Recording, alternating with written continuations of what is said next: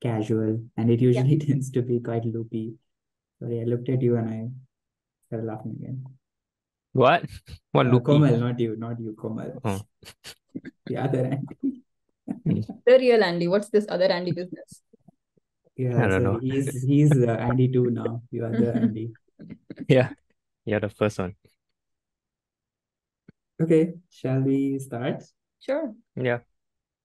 Okay, I guess first we should introduce Andy. How do we know Andy? Andy joined as a PhD student with my supervisor, Jason Pitt, about 2 years ago. So he's been working with him. He'll probably give you his bio himself, but that's how I know him. We used to work together. But then we also became good friends. We hang out. Komal also kind of works in the same lab.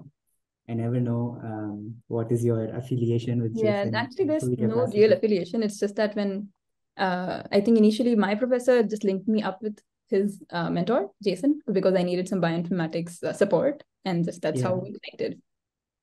Yeah, so we Yep. all work together, but then we also hang out. Maybe that's a good intro. Do you guys want to talk about Halloween party and explain why Komal is wearing a wig? Yes, so last Friday we had the Halloween party, and I cosplayed as the Andy. That's the big, Why? clearly Of all uncanny. things. Was this planned? Like, how long ago have you thought of doing this cosplay? I knew 2 weeks before that she was going to do 2 cosplay you. weeks.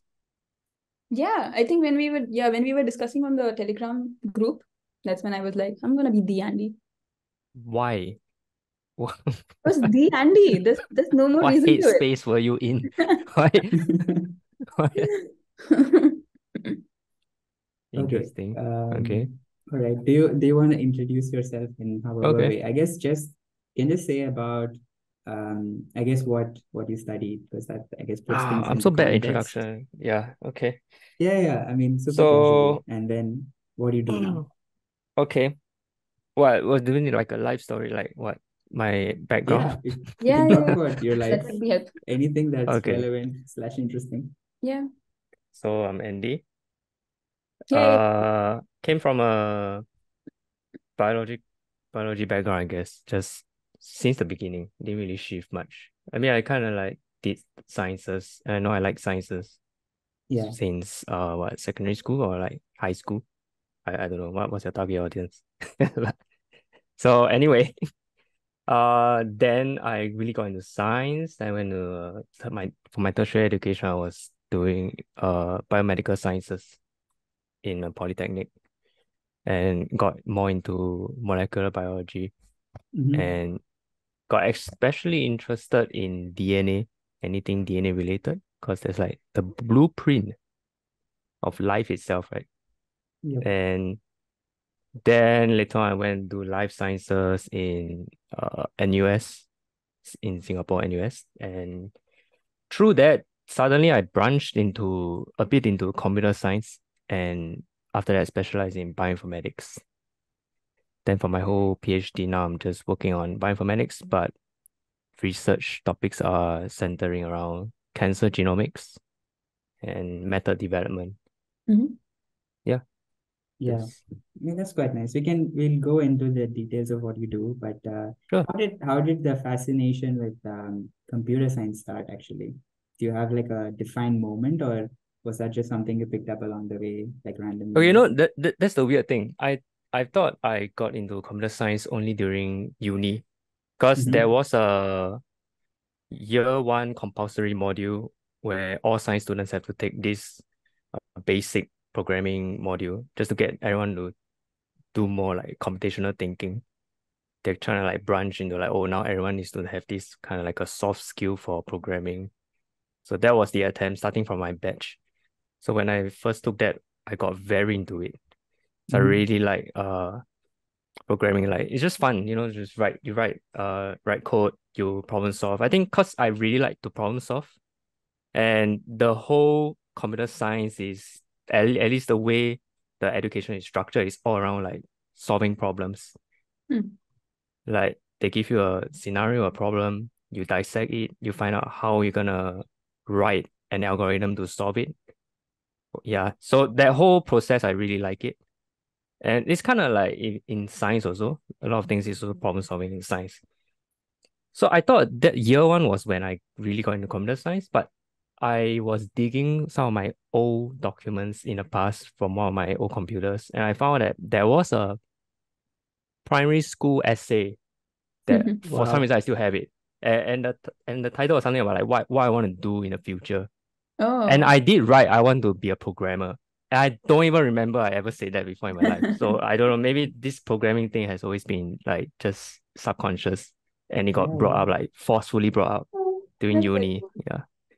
That's pretty cool. Interesting. You know, Yeah. the thing you said about problem solving, Yeah. I'm gonna sound like a parrot because I've been saying the same thing for multiple episodes now. But last week when we were talking with Anya, she Mhm. brought this up too, but I guess a bit more for math.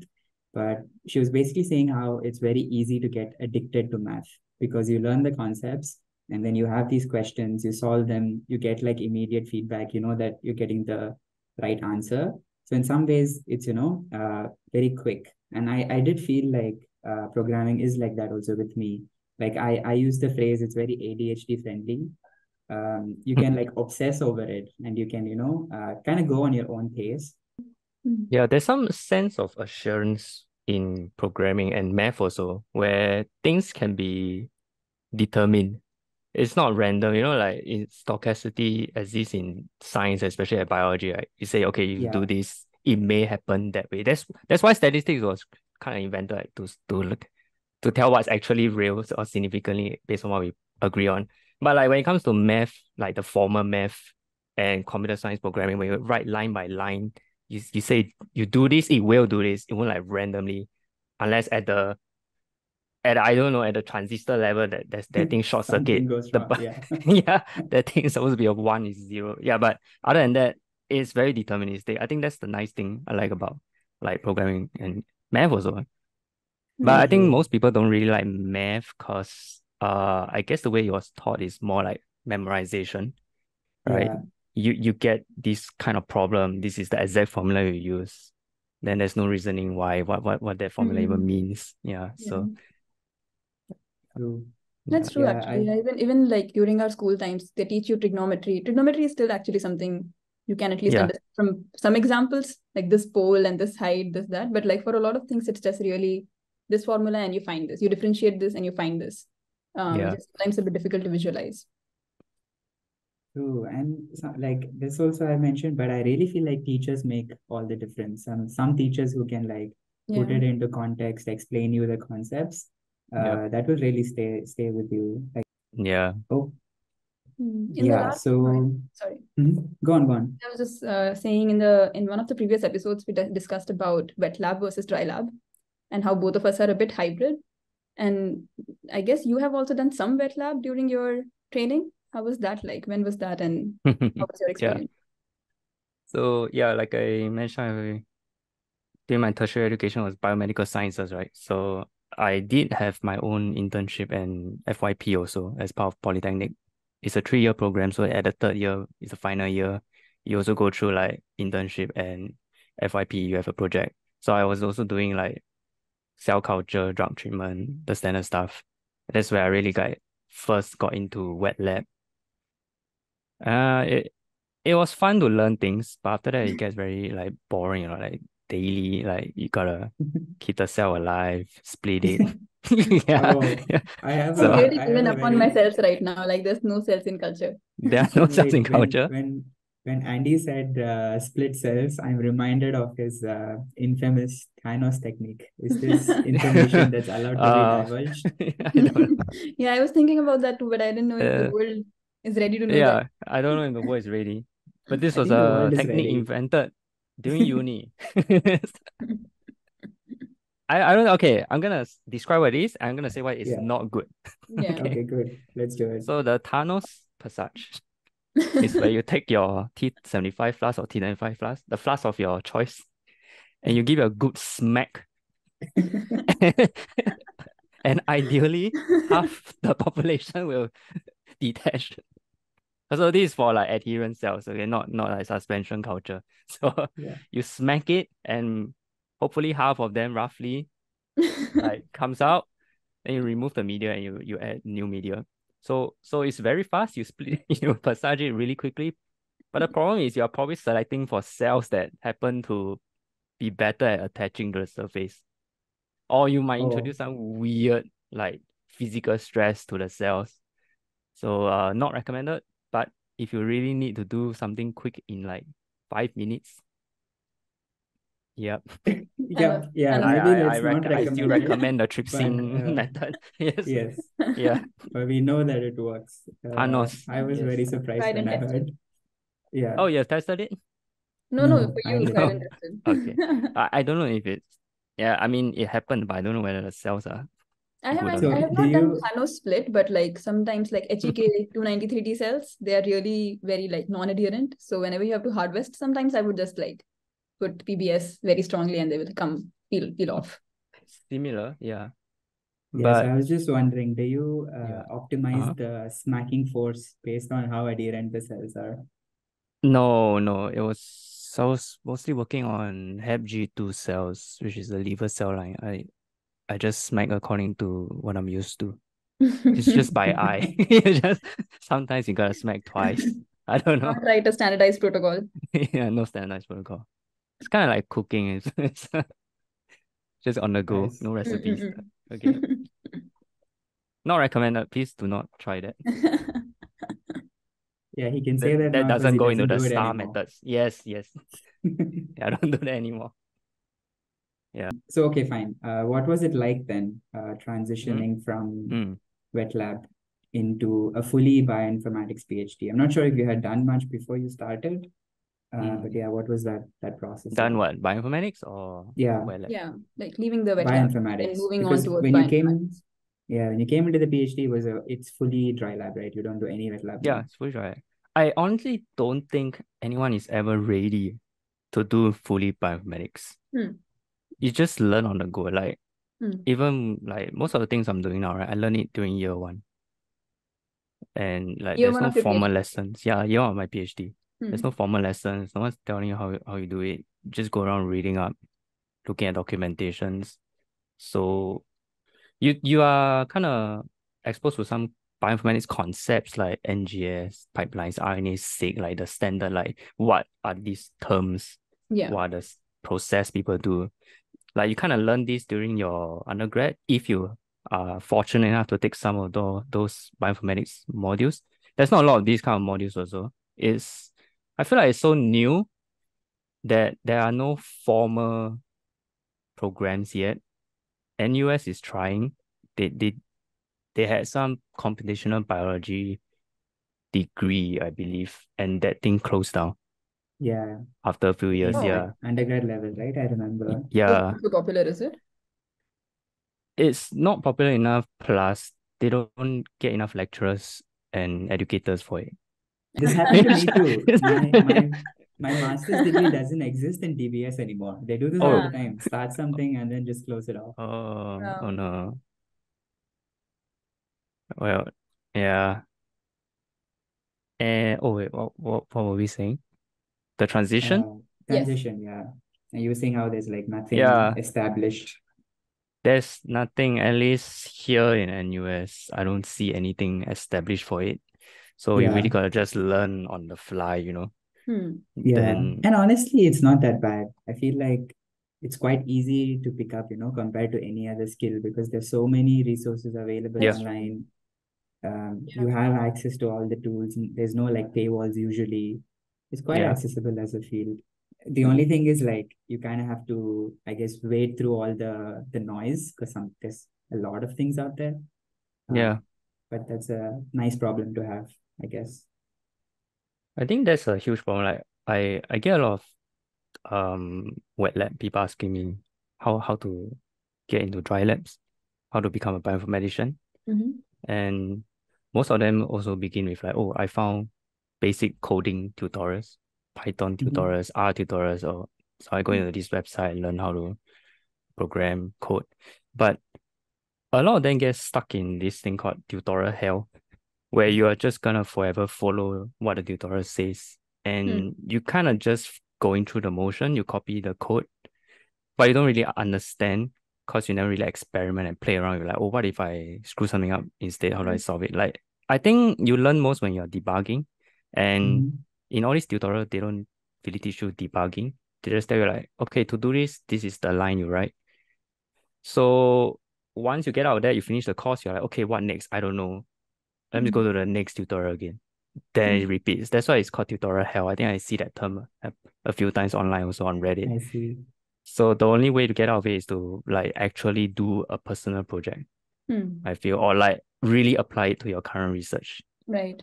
Yeah. So probably something where there isn't a full start to end tutorial for, and you really got to fill in the blanks yourself. And when you get stuck, you just go Google biostars, or even Chat-GPT now has so many like suggestions, like rough, like they give you like rough outline of how do you structure code.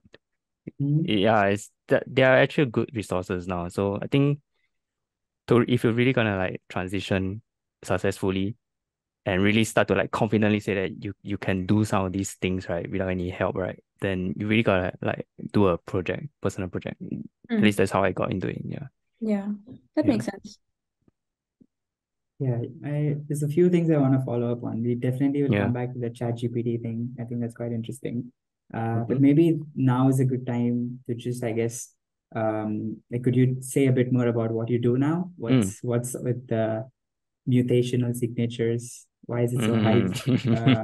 And is there meat on the bone? That's what I We want to have the know expert from the to expert. explain. Yes. The expert. I mean, I only have Okay, like one of the two experts. years, two Good enough. years Good enough. experience. So mutation signatures, okay, everything I'm gonna say now is based on my understanding. Could be wrong. There could be some mutation signature expert that find this podcast in the future and like, I disagree. That's not how things are. Okay, but from at least my journey, um, it's still under the line of looking at mutations of cancer, right? And looking at the DNA mutations. After variant calling in a pipeline, you get a bunch of mutations. So in the past, they look for driver genes, like which important genes are mutated, and they actually have signatures for that. A set of genes, that is the marker. Like if there's this group of genes that are mutated, then there's one signature. So there's more during the past where it is more expensive to sequence, so you do whole exome only, very targeted sequencing, just certain genes. But now you can do whole genome cheaper. It's still kind of expensive, but it's cheaper now. The more labs have access to just whole genome sequencing. And because of that, you can now even look at mutations that are not in the genes, but like in just non-coding regions, things that may be important or not important. So in like 2013, this guy, Alexandrov, and a few others, I forgot their names, I'm sorry. They use the NMF, which is called non-negative matrix factorization. It's just a way to reduce dimensions. So cause you have so many mutations in a genome and they are grouped. So they kind of like group it in this trinucleotide context, which means just, okay, we have this mutation and what is that context, sequence context around that mutation. So they just to cut it short, they just have a set of 96 features and you wanna reduce that dimension to a set of smaller set, and those sets are what's called signatures. And those ideally should be able to kind of represent the whole mutation pattern of a given sample. So they use NMF to reduce that dimension to extract important signatures. And then it just became like identifying and naming things for the next 10 years. They get more samples, they sequence more, they extract more signatures and just do associations like, oh, there's this set of signatures that are always in this set of organs or in this set of phenotypes. And they just try and draw links and say, okay, so this signature, certain signature A, it means what? Signature B means what? So you have different kind of annotations like tobacco smoking, UV, HRD.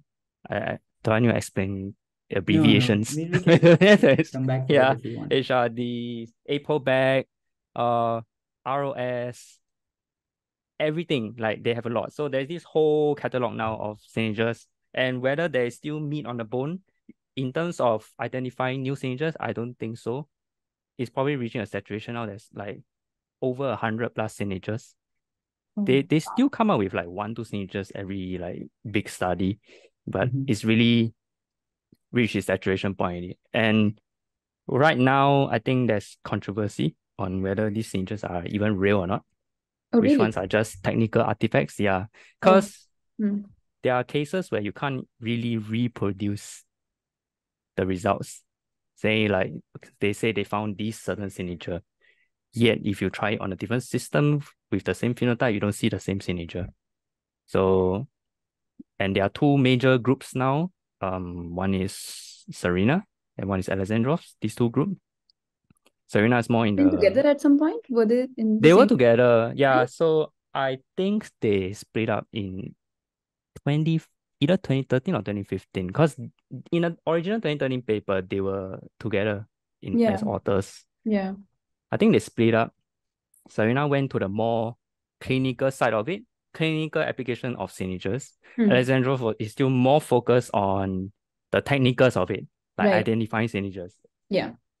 So there's a debate of like whether signatures, should you look at them like elements of the periodic table, like everything broken down to one like undividable element, like hydrogen, just hydrogen. Hmm. Whereas Serena, on the other hand, is like no, signatures are more like compounds, like water, where this signature equals this phenotype. Even though you Serena's so-called signature one can be broken down into Alexandro's signature 1A, 1B.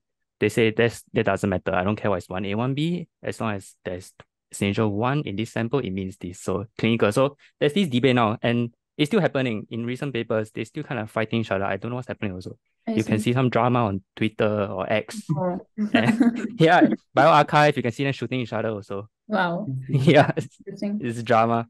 So yeah, mutation signatures is a very spicy thing. Everyone's jumping onto it because whole genome is kind of easy. Every lab will be like, okay, let's just send all our samples now for whole genome Right. sequencing, and yeah, just run this pipeline that is kind of like well established already, and see Hmm. what signatures we get. Then we just add that as one of the section at the end of our paper. Yeah, that's at least how I see mutation signatures have been used. Yeah, I mean that's pretty cool intro. And I thought so when I first heard about it, right? I can't remember if it was like there's this particular story I have in mind. I don't know if it was in a review paper or if, whether this was Steve Rosen, the guy whose lab from which Alexandra is from, where he originally developed this. So he took a class where he talked about this. I can't remember exactly where, but I remember this analogy of um, basically they were trying to explain NMF and this signature extraction process where you have like this noisy complex sort of source. So let's say you have a audio file, you have some recording, then there is there's the music that you want to listen to, there is some noise in the background, maybe the music itself is made up of multiple sort of different elements.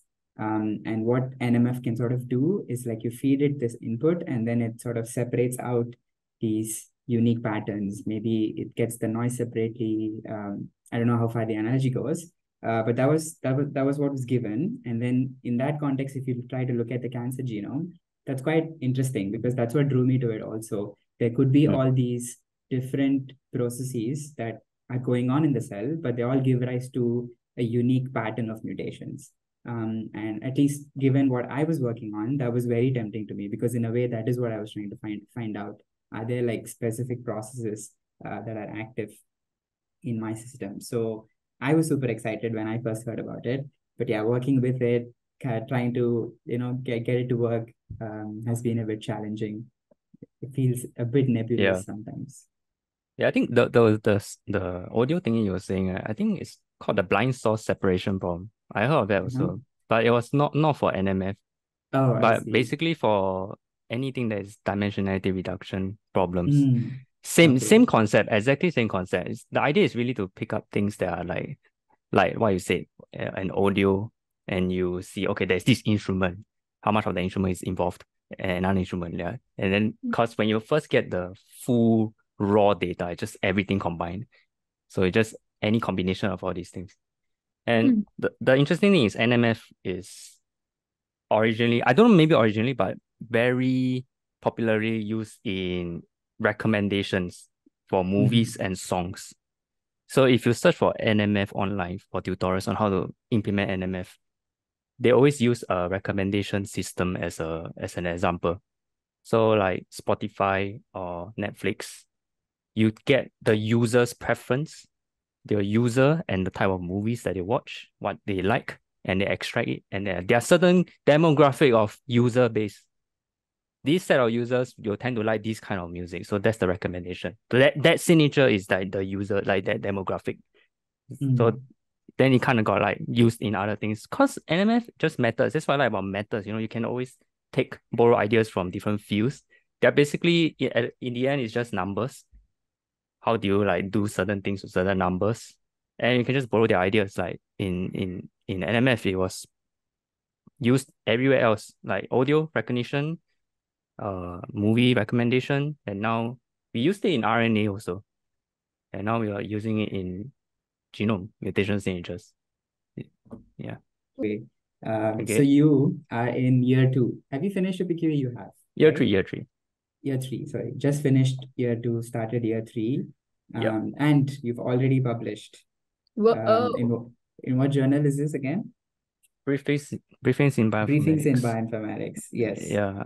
So this is, I guess, at least in the wet lab context, a quite rare phenomena, right? Usually the biology, let's say biology PhDs tend to be like you spend 4 years, you work on maybe 2 or 3 projects, and they're all meant to be super long term. And I guess I don't know like the exact numbers on it, but at least from looking around, it seems like if you get a paper within those 4, maybe +1 or 5 years, that's usually considered like unlikely even sometimes. Like not everybody makes it out with the paper in those 4 or 5 years. Right. So I was just wondering, what are your thoughts on that? Like, how do you think it's different, or maybe, just comparing bioinformatics with that and what your experience was like actually going through the publication process?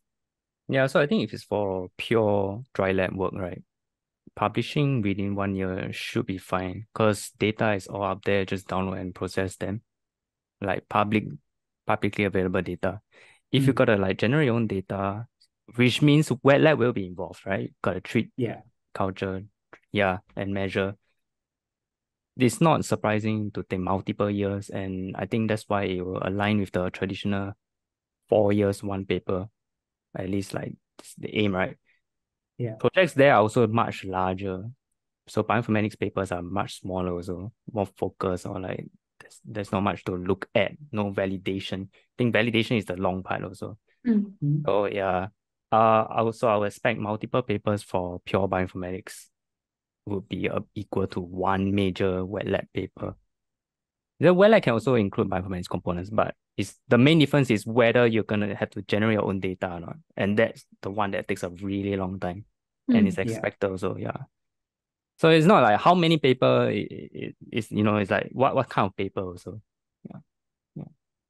Yeah, of course it matters. But what I was thinking, like what I find nice about this, it's true for bioinformatics, but I guess generally also true for like computer science and PhDs where things are more fast-paced, where in some ways you're true, the project is smaller in scope, I guess, and maybe because of that by with impact also.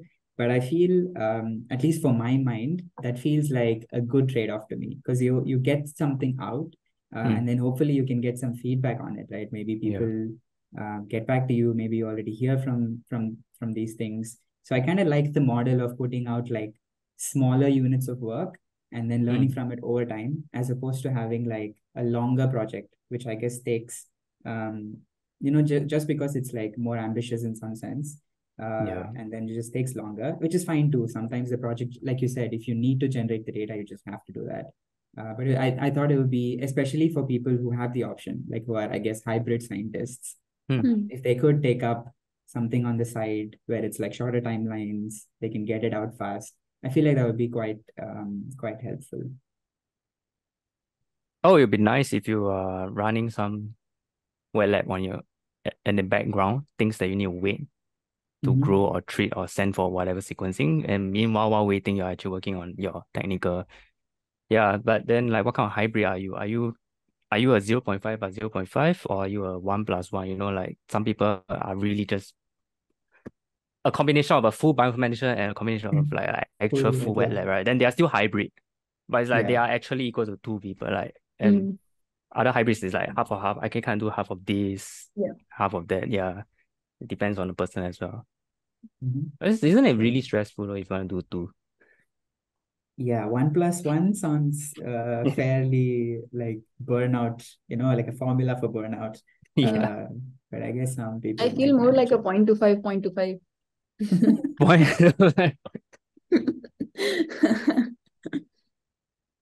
For, Yeah. for me, the graduation has changed a lot. When I started, it was like point 0.9 wet lab and point 0.1 bioinformatics. Oh, But throughout the PhD, I've been like trying to push it more and more. Now I might even say maybe I'm falling more on the bioinformatics than the wet mm. lab. I think in this age, everyone should at least be a 0.1. Mm, All right. It's kind of like now everyone knows how to use Excel, right? Maybe back then, knowing how to use Excel is a is bioinformatician, good enough. right? Running Blast is a bioinformatician. But Mm. now it's like everyone gets to do that. That's kind of Yeah. like you can shift it under part of wet lab. Mm. It Yeah. is the data analysis of wet lab. Yeah. Yeah. True. Over time, yeah, everyone's gonna like learn more and more. So the bioinformatics is gonna do even more of the technical side. Yeah.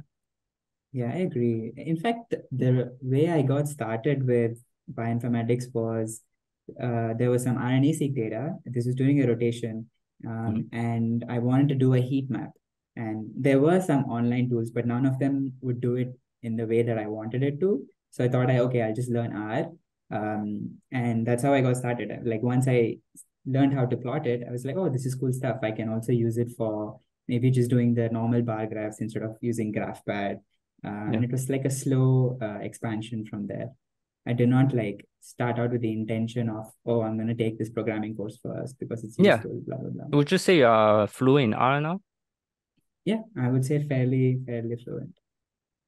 So you I, started because you had to use it for something. yep. Yeah, I think that's the best way to learn. Mm. Yeah. Okay, this is also a good segue. But the next thing that I Mhm. want to talk to you about, Yes. this starts with another Andy story. So Okay. there was this one time, you should remember this. We were, I think, hiring a new, like considering to hire a new postdoc. Oh, I know So where he this was is going. he's gonna come Huh? into the lab, give a brief presentation, just to get to know everyone. And we were also, I guess, giving like a one-slide introduction of ourselves. So we had the Oh, slides okay. put up on the projector, and we we're waiting for Yeah. this guy to show up. So it was me, Andy, and another friend. And while we were waiting, we are just chatting. And we didn't have like a title slide. So Andy decided he's gonna make one. I think you just put up something like hi or something or welcome. I don't remember. But it was just like a normal welcome in the middle. And while we were waiting, Andy was clearly not satisfied with how it looks because I guess the text wasn't aligned. It was like off center in the middle or something. I kid you not, he spent like the next 10 minutes meticulously Wow. moving it around, changing the size, 10 changing the minutes. font, the I width. believe that. I would say Yeah, five until minutes.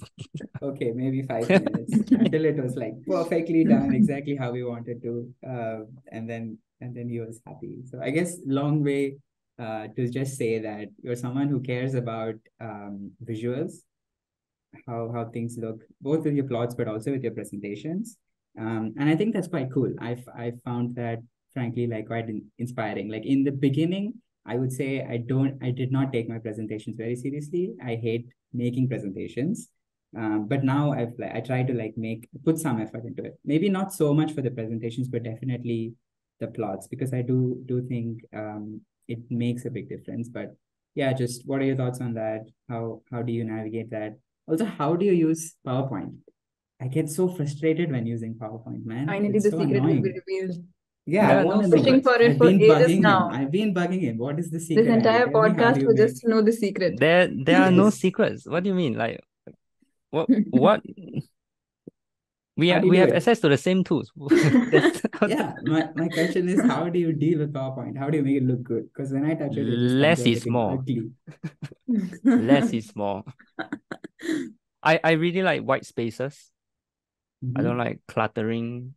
So even when we do bullet points with multiple lines per bullet point, I'll adjust the line spacing.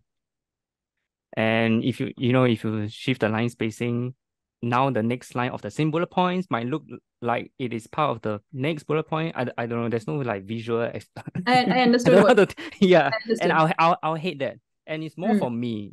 I don't really care about the mm, audience. It's more for Yeah, me yeah. because I'll have a hard time reading it.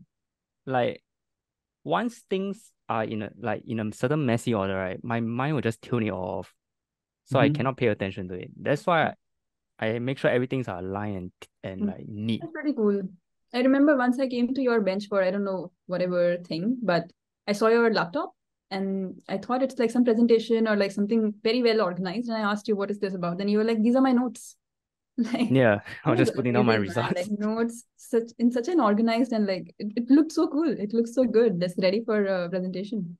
And I don't know if it was the same day, but he had like a schematic, and then he clicked on it, and then you saw that the schematic was made up of like 100 tiny little PowerPoint objects. Wow. I was Oh like, yeah. Oh, this is I have bro, not seen. This I have not seen yet. Yeah, you thought it's one single figure, and then yeah, you I thought it's like control some A and you image, realize they are all all individual objects of Damn. exactly And what like was that tiny even? What was the shapes. thing? or just like a workflow, like a Okay, okay. methodology, the flow of the Got methods. it, got it. I need to see this. Yeah, it's I don't know, it helps me because I most of the time I make the slides for myself because I have a lot of branching thoughts. So if I don't note it down, I'll forget. Hmm. So I had to write it down. And if it's messy, I don't like to read it or view it. So it has to be neat also. So Right. so it just becomes natural. Hmm. Yeah, there's no secret. I guess the only secret is like colors, He but will take it to that's Uh-huh. his it's grave. just you just go online and search for like complementary colors, a color Yeah, palette, and just follow. Hmm. Yeah, I think my favorite tool is the color picker tool. Adobe. Where there's this tool where you can like move your mouse and you grab the exact Oh yeah. RGB or Yeah. hex value of that color. Yeah, Mhm. that's my favorite tool. Yeah, Nice. that's all. Other than that, it's just Okay. all about symmetry. If you're gonna make a square, make sure it is really a square, not a Mhm. rectangle with one side slightly longer. Yeah, that's all. Make sure Yeah. everything use the same width. Yeah, yeah. True, true. I've been trying to do more I of it saw as your well. recent Like, slides. They're getting better. Whoa. They, Andy approved. I see. I see. You're Adobe. Progress. trying. Yeah, it's really Yeah. good. With the slides, it's really a struggle for me. So you know why? Because I hate moving things around manually. So my workaround for it now is I'm doing it with like these I guess latex sort of thing. Not exactly Mm. latex, but it's like latex. You just write stuff out, and hopefully it like you don't worry about all the formatting, and the tool takes care of it for you. So I Hmm. think I've been trying that lately, and that is working for me. Then I'm okay with like spending more time getting all the details right, as long as I don't have to like click and drag and move some tiny PowerPoint shape across the screen. Then I'm Yeah. okay. I agree. That's very annoying. But I've been doing that also. There is a prof back then that I saw. He makes PowerPoint slides using code. Hmm. He writes it on a terminal and you just export out like a full Mhm. PowerPoint. So everything is super aligned. Hmm. The Yeah, title will always be there at that position. There'll always be this spacing before the first heading and everything. yeah. That's the next level. If that's okay. So while we're on tools, I guess we also go to all these generative models that people are using to help. We don't have to talk about the whole AI stuff, like how people are Mm-hmm. using AI, but more specifically, how you can use these Chat-GPT or Copilot kind of stuff for your Mm. own programming. Do you have something to say about that? Do you use it? Copilot, when I'm scripting things, yes. So it's kind of like a shortcut, so I don't have to Google it. Like honestly, the code that they provide you are things that are very Googleable. They are all from Stack Overflow or some Mm-hmm. other forums. So, but there are some things that you only kind of need to do it once. You're not gonna. It doesn't matter if you forget it again. like, okay, I want to write a Python code to download something and pass it through and write some files or whatever. So I kind of like got so lazy to Google step by step how to download, like what is library for downloading stuff. So I just straight up, you can on Copilot, on a VS Code with Copilot extension, just write a command, download from what, and do what, and just wait. And then next line it'll start to generate like Yeah. a rough like skeleton of the whole process. Then you just follow. Yeah, it's super useful. I think it cuts down your like all this like researching time, makes you like work like more productively also. So yeah, I think it's very useful. But you can't trust it 100%. Most of Yeah, the time they'll hallucinate a it lot. does. Yes. Yes. Yeah, my use case, my favorite example is whenever I'm manipulating some text file, right? So Mm. I usually do that through the command line, and you have to use regular expressions, right?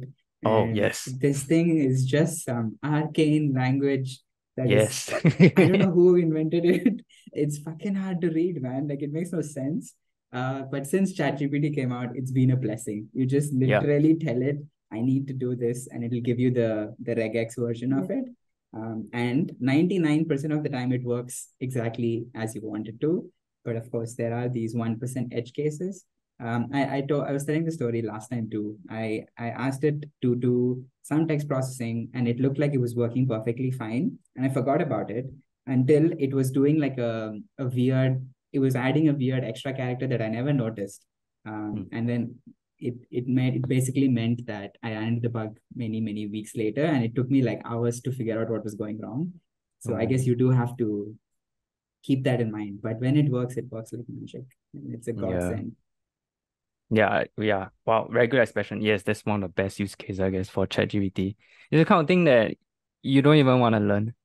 Right? Exactly. Yeah. I don't want to know what that means. Yeah. Uh, Just tell me what to write. talk about what are your plans? We talked about mutational signatures.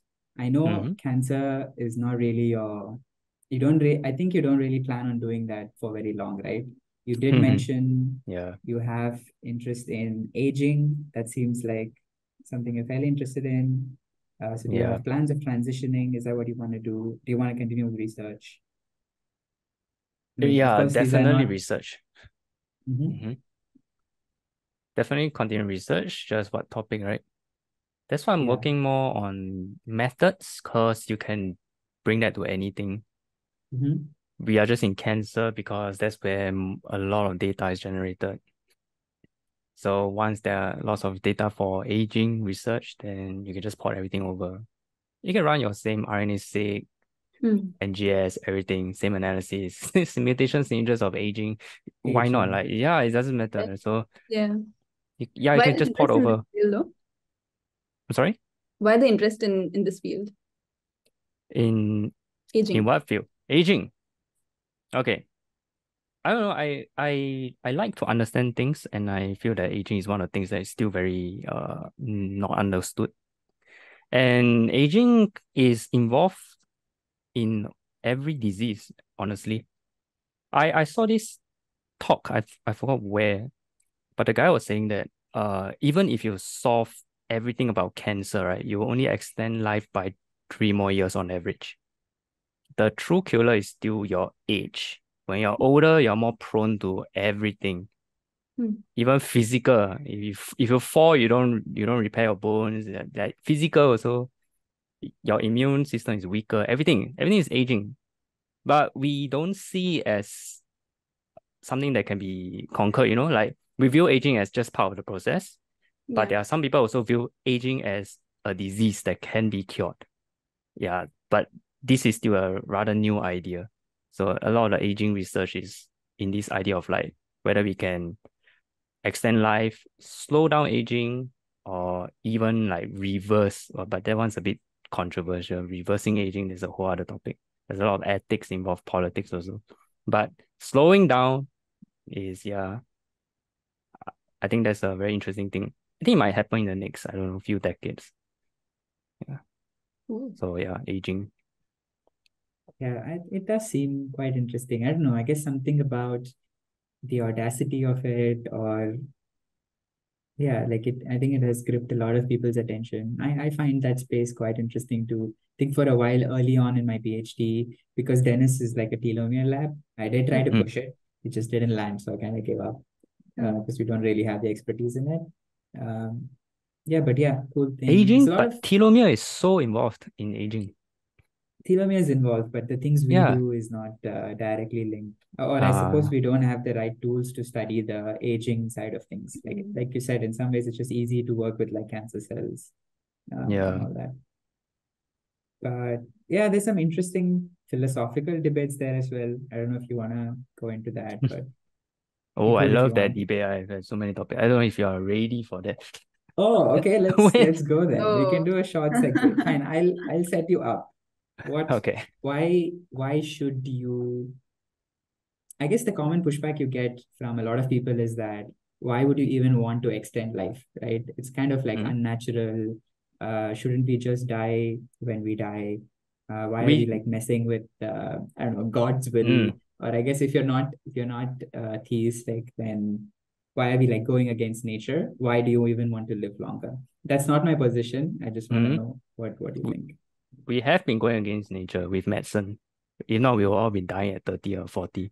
So our life has already extended. Without the extension, we wouldn't have cancer. Because Mm. cancer is mostly a result of all these aging stuff also. So we have already been doing that. It's just continue doing it. Yeah, like Okay. taking a vaccine, you're defending yourself. Taking medicine, like so in the past, if there's zero medicine, like I'm talking like real past, like super like BCs, if you are sick, you don't get well from some random flower some guy gives you, you die, then you're gone at age 20. I don't know. But now you can Mhm. actually you have hospitals, you have doctors, you have everything, like you have proper food also. You can actually recover and your life extend. And we also have people that are born with, I don't know, like disabilities, yet they can still live on and contribute to society, right? With a full lifespan. You think back then they can't, right? They will just die off, like natural selection, right? But now we have our Mhm. own way of selection. We go against natural selection with all our technology. So we are really doing that. So I don't get Yeah, the yeah, like when people say why are we trying to extend our life? going We against we did nature. it Yeah. already. Yeah, we did it. You're just I redefining now what is supposed to be natural. Yeah, I think usually there's a sub question of why do we think living longer is valuable? Like, why is Yeah. living to 150 maybe ambitious, but let's just say, why is that better than living till 80? I'm going to ignore this aspect of a lot of people think it means turning 80 and then being Mm-hmm. like old and fragile till 150. That's not what we're talking about. We're talking about like being healthy and young, like having a longer health span as opposed to lifespan. But Mm. even then, I think some people have this question of, I don't know what I'll do for another 80 years if you give it to me. And I think they have this intuition that almost things are better when it's shorter, which I find very perplexing because I'm very sold on the fact that a longer life would be more fulfilling, blah, blah, blah. But I think that's where this intuition kind of falls Mm. apart for many people. Yeah. Yeah, I think that's the main thinking. It's basically also a question of what does it mean to if you can live up to like 200, for example. Do you still graduate at the same age? Do you still get married at the same age? Do you have just one family or do you have multiple careers? So that's a whole other thing. Like I don't tend to think about that because I don't know, like I don't know what's gonna happen. It's more Yeah. like what society will evolve to accept. So at least for Yeah. my case, I'm more interested in whether can we do it, not whether should we do it. I Yeah. see. I see. Yeah. But I even I like think, thinking about like what happens. Like, so if you can live to 200, what does hmm, that mean? Does it just do we just scale everything proportionally? So teenagehood is now up to 40, then young yeah. adult is like 50 to 80. Yeah, I don't know. I personally am very excited because like I feel like everything that gives you some sort of value in life, right? Like it can be relationships, friendships, your career. You just have so much longer to work on them and build them. I feel like you can have, like if you're a researcher, imagine working on a problem for 100 years and still being able to continue working on that. I think you'll be pushing frontiers of knowledge to next level. But it's also true for friendships. Like I feel like objectively, if I've known someone for 40 years compared to 20 years, that would be a deeper friendship, right? I would get more value out of it. Yeah, so I'm very fairly on the. I think we should do it, but it doesn't work for everybody. Do you I have think any? one of the main issue is there won't be space on Earth. I mean, I guess you still have two kids and then you wait, right? I don't know if you would scale up the number of kids you have. You will be a great grandparent, No, and I mean, like you wait longer, maybe have kids at 60 instead of having them at 20. I'm not sure. I'm not sure how you would do it. I hope yeah. the So yeah, so how does life extension work, right? Is it like exactly how we are now, and then we get a plus 100 years, or yeah, everything scale proportionally? Yeah. right, yeah. Yeah, the female reproductive system also needs to do something. Mm. Can't be like till 20, 30 years and then you're living till 200. True, I have no idea how that works even. Like how does I don't know menopause what's start? menopause back then, Yeah, I don't know. Like because how now does the Maybe body if menopause you even is were what? decide dying it's at time to 20, stop? then there was no menopause. Oh, Yeah. really? Is menopause Assuming, like I'm a not, I don't modern know thing? the actual thing, but I'm just thinking. Hmm, We'll have to interesting. Yeah, check. maybe no one just lived long enough to, Yeah, not to no one, experience most that. people. Most people. Okay, that's gonna be something I'll Google later. I had one, Oh, I just wrote down ambition, comma, doing big things. Does that yeah. inspire you to say something? Ambition. I don't Yeah, know, honestly. I live life one week at a time. I fair like enough. Sprint lifestyle. Urges. Mostly urges. Not many plans. Yeah, I don't That's have much good. plans. There are big plans. I used to have big plans. Like Hmm. during my poly, I was like, I'm gonna get a Nobel Prize. Then Mhm. I'm Oh like, nah. damn. I'm That's I'm gonna like, cool. be I just the want to head have of an the impact. next Manhattan Project. You? You're gonna be the You no. be the next Oppenheimer. I just want to do something that has an impact, I guess. Mhm. You have a legacy, something you leave by, like even when you're gone, there's your ideas are still here, like Mhm. hopefully good ideas. Hmm. Yeah. Yeah. Yeah, Just I do something feel impactful. like having somewhat fuzzy slash ambiguous plans, like something you just said, right? It can be even be as vague as I just want to make some impact, and then not fixing the details can be quite useful because what the hell do you even know about what's going to happen, right? Things are Yeah. going to change, but Yeah. you should also be driven towards something. So I guess it's about balancing those two. Cool. Okay, we thought we'd wrap up with talking about TikTok. Hmm. So What you about have a it? TikTok account. Yes, I do have. So what, please Uh-huh. describe it. What is the content of this TikTok Actually, I've account? never seen. Have you seen any of his stuff, I Madhu? have seen it. Yeah, I've never You seen have seen what he it? has been I doing. have seen it. You just Really? silently view it. Yeah. So I have this small soft toy that I make TikToks with. It's a sheep with one Oh, eye. Yeah. oh, I need to see this. Yeah, you can check that out. I can send you the link Okay. later. Yeah, Hmm. we'll put it in Yeah. the description, in the show Let's make you In notes. the viral. description. Yeah, just random stuff with the sheep. I got it as a gift from my girlfriend for my birthday this year. Mhm. Yes, and I just started to use it as a TikTok mascot. Make Cool. silly stuff. It's just a way to de-stress.